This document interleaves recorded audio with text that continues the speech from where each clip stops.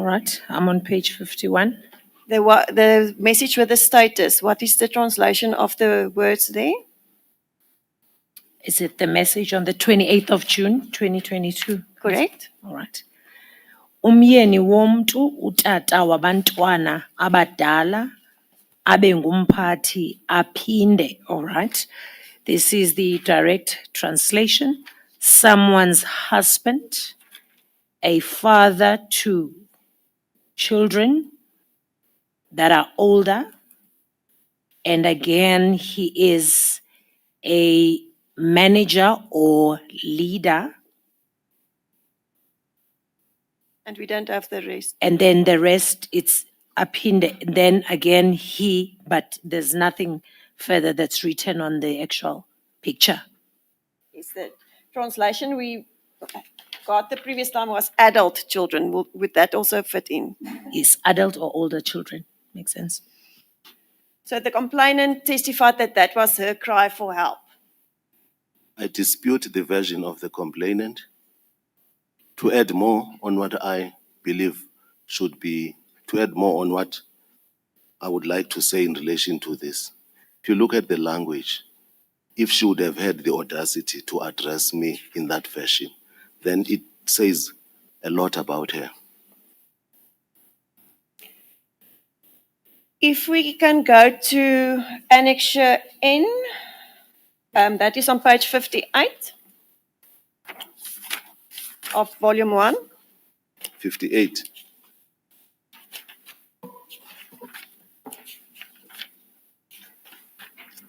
Got it? Do you recognize that picture? Correct. Is that your picture? Correct. Do you know where the complainant got this picture? I addressed that in my answering affidavit. It was my status picture at some point. She told us how and what she did about it.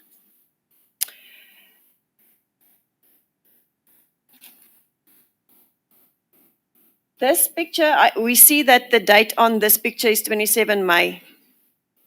We don't have the year on this picture. Come So- again? We don't have what? The year.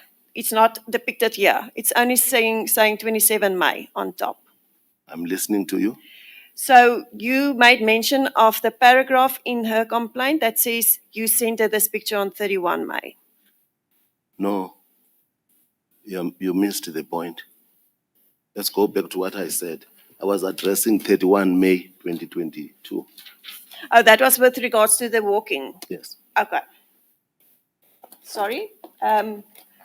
So she said in a complaint that you sent this message to her and you were at the NEEC meeting, according to what you testified The yesterday. NEEC meeting was on the 26th.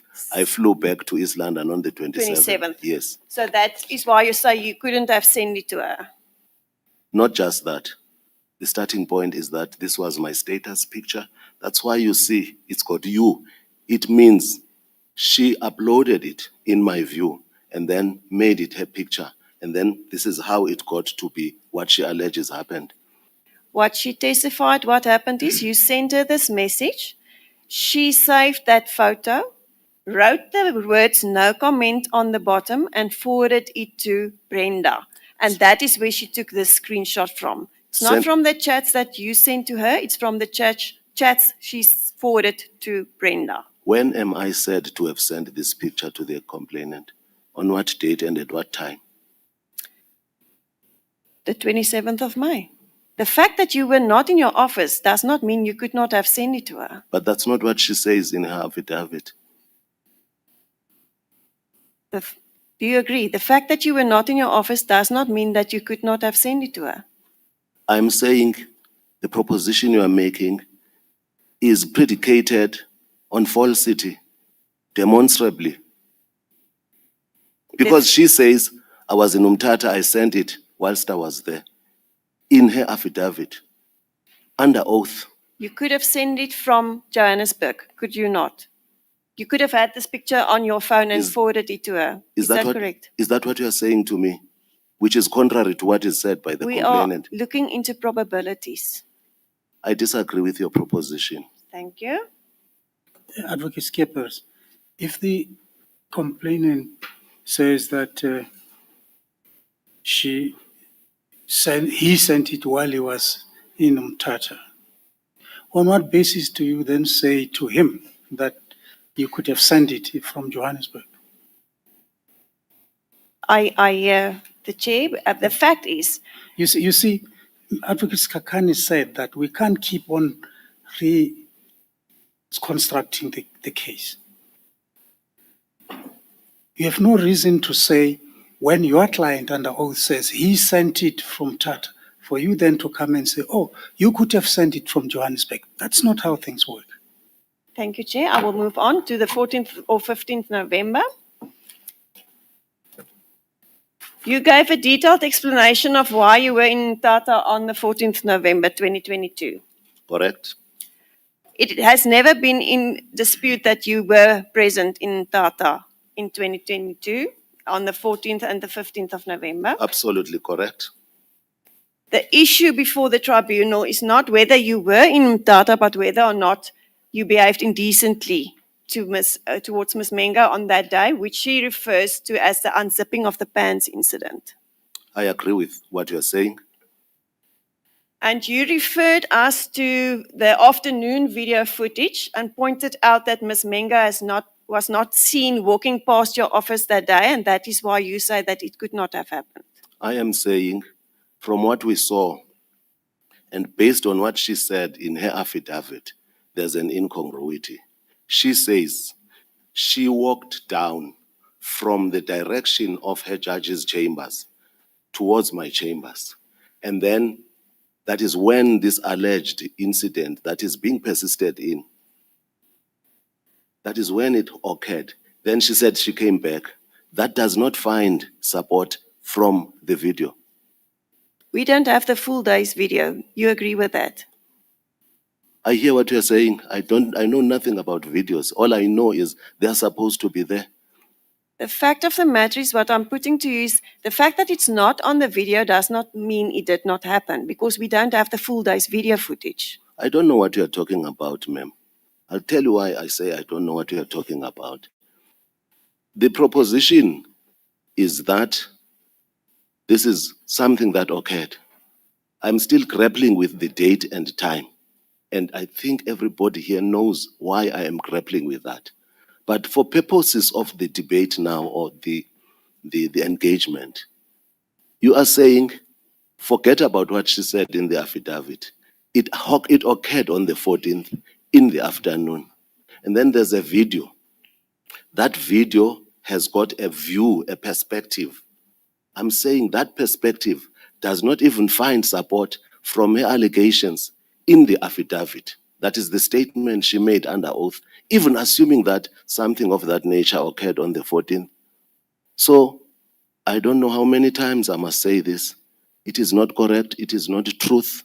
The persistence with this, in my view, can only be malicious.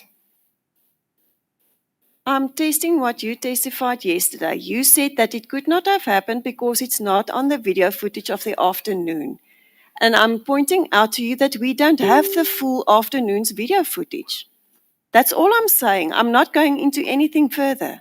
No, we've got to engage one another on this, because a question must be predicated on something.